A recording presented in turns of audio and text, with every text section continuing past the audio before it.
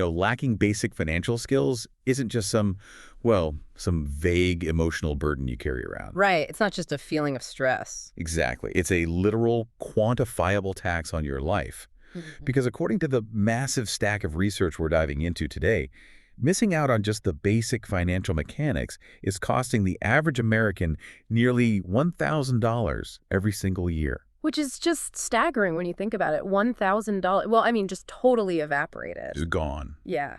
Gone to high interest charges, algorithmic penalty fees, and severely missed compounding opportunities. It's really this silent drain on your net worth that happens while you're just busy trying to live your life. Well, today, we're keeping that money in your pocket because our mission for this deep dive is to cut through all that intimidating Wall Street jargon and extract a strictly numbers-based blueprint to help you take total control of your money. And we have a lot of great material to pull from today. We really do.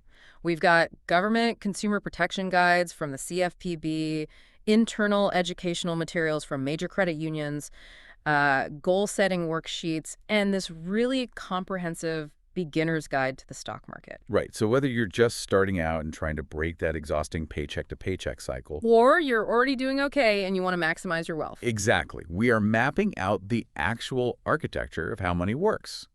And the overarching theme across all these sources is that financial literacy isn't about being some Wall Street professional. No, not at all. It's about understanding the basics, things like how bank accounts work, budgeting, insurance, and most importantly, long-term planning. Because to stop bleeding money, the very first step the sources point to is setting goals. Okay, let's unpack this, because the materials lean really heavily into the SMART goal framework. And I think anyone listening who works in the corporate world is probably already pretty familiar with this. Oh, definitely. Specific, measurable, achievable, realistic or relevant, depending on who you ask, and timely. Right. And we don't need to rehash the dictionary definition of the acronym. But what I love about this is that setting financial goals without that SMART framework is essentially like getting in a car without a GPS. That is a perfect analogy. Like you're moving fast, but you have absolutely no idea if you're actually heading towards your destination. Exactly. You have to break those goals down into distinct time horizons. The sources specifically talk about short-term goals, which are less than 1 year. Okay, so that would be like building up a $1,000 emergency fund, Yes, exactly. Then you have midterm goals, which are less than 5 years. like paying off a specific student loan. Right. And finally, long-term goals, which are 10 plus years out, like paying off a mortgage or, funding your retirement. It changes everything. It forces you to treat your money less like a generic pile of cash and more like, I don't know, a highly optimized supply chain. Yeah, giving every dollar a very specific job description. But, and here's the catch, even the best GPS and roadmap in the world won't help you if your car breaks down and you don't have a spare tire. Right. A single broken link ruins the whole chain. Exactly. Which transitions us directly into the need for a financial safety net. Yeah. If we map out all these perfect short and midterm goals, but then your car's transmission blows out, that entire framework shatters. It does. And the data from the Consumer Financial Protection Bureau, the CFPB, is really stark on this.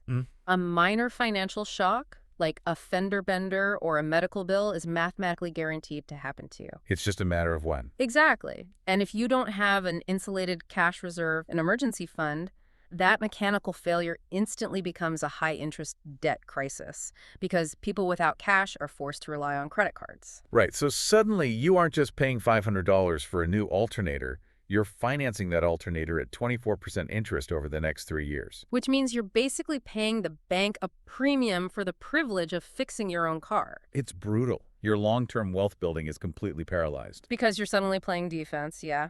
Which is why building that cash fund is step one. But I want to push back on this a little bit on behalf of the listener, because we're in a tough economic environment right now. If someone is already living paycheck to paycheck and they feel like there's always more month than money, how is setting aside money for an emergency fund even grounded in reality? No, it's a very fair question. And the literature acknowledges that exact friction point. You don't just magically conjure up $1,000. The strategy relies on making it automatic. Meaning you don't rely on willpower. Right. You use automation to siphon off micro amounts of money before you ever actively notice it. So setting up your employer direct deposit to split just $5 or $10 paycheck into a totally separate hidden bank account. Out of sight, out of mind. Exactly. And the second strategy they highlight is using one-time unexpected windfalls. Oh, like a tax refund. Yes. The tax refund is the biggest single injection of cash a lot of people see all year.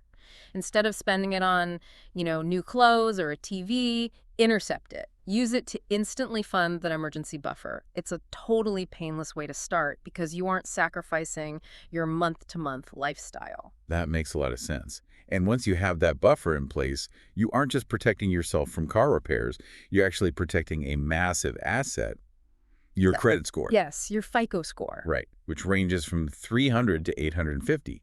And the sources break down the exact algorithmic weighting of this score, which I found fascinating. It is, because two categories control 65% of your entire FICO score. 35% is your payment history. Making sure you pay on time. Right, but another 30% is your total debt, which they call your credit utilization ratio. Let's analyze the relationship between those two for a second. Because if you think about it, payment history is actually a lagging indicator, right?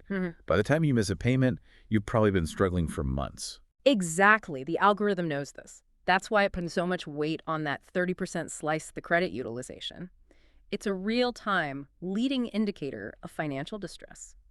Because it's measuring how much of your available credit you're actively using. So if I have a credit card with a $10,000 limit and I'm carrying a $9,000 balance, you're at a 90% utilization rate. And to the algorithm, that screams desperation. It signals you don't have cash and you're relying on debt to survive. So even if your payment history is flawless, high utilization will absolutely tank your score. wow. Okay, and just to round out the FICO algorithm, the sources show 15% is the length of your credit history. Which is why you shouldn't close your oldest accounts. Right. Then 10% is new or recent credit, so don't apply for a bunch of cards at once. And the last 10% is types of credit, proving you can handle different loans like a mortgage and a credit card. Spot on. And once you've built that cash buffer and protected your credit score, this incredible psychological shift happens. You stop playing defense. Yes. You stop worrying about overdraft fees, and you can finally start playing offense with your money, which means putting it to work. And here's where it gets really interesting. Because the core engine of playing offense is compound interest. The sources use this amazing analogy. It's exactly like rolling a snowball down a hill. I love the snowball analogy. It starts out small and, frankly, unimpressive.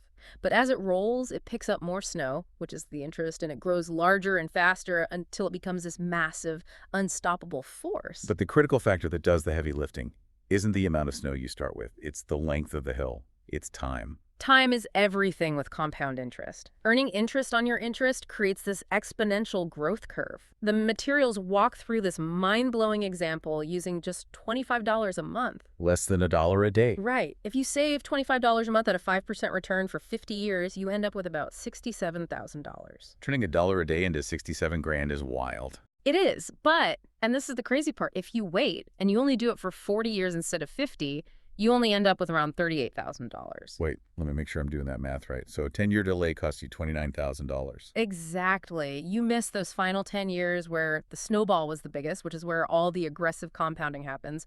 Missing a perfect month here or there doesn't